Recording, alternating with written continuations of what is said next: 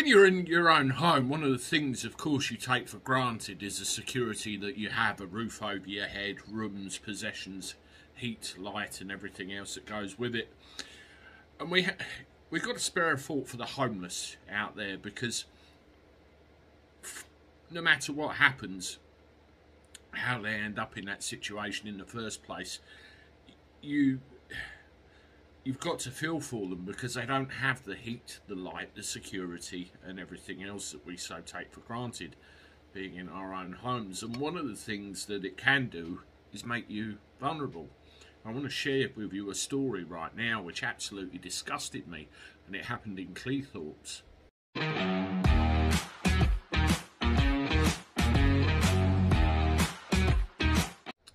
Hello everybody, welcome back to the channel. Hope you've had a good weekend. Let me know what you got up to in the comments below, and everything is all right in your world, and are you getting ready for Christmas? Well, yes, it's not rosy for everybody, unfortunately, at this time of year, and I particularly want to point out, our homeless people.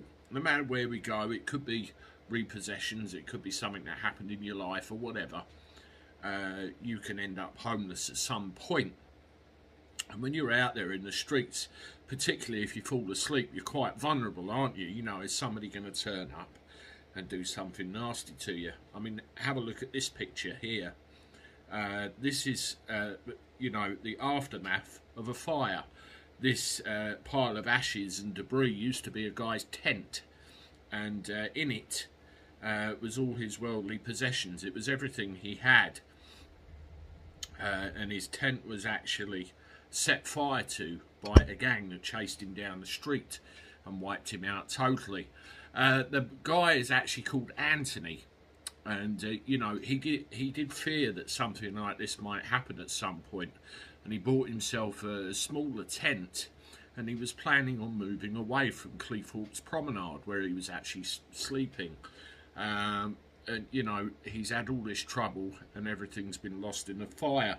There's a resident locally called Aaron, said he was driving along the promenade one time and actually saw Anthony just staring at everything he had. It really, really is tragic. He put out an appeal on Facebook for people to try and help.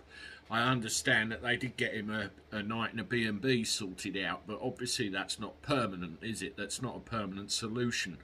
What they've actually done as well, they've started a Google form called Donations for Anthony, where they're asking for anybody that can donate anything to help the guy out. Tent, clothes, bedding, anything of that nature. I've included a link to that in the description below this video. If you can possibly do anything to help Anthony, I'm sure it would be brilliant. If not, please share this video around. Let's see if we can get him some stuff. And I hope, diverting away from the human factor of this, whoever did this to him, I hope you can live with yourself, your scum, and I hope you're caught. Apart from that, what else is there to say? Apart from I hope Anthony will be all right, and people can help him out getting some stuff together. Let me know what you think in the comments below. If anybody can comment, help, get him some gear, anything like that, please do, and share this around, because the more that know, the more chance there is of getting him some help out there. Awful, absolutely awful. Toodaloo.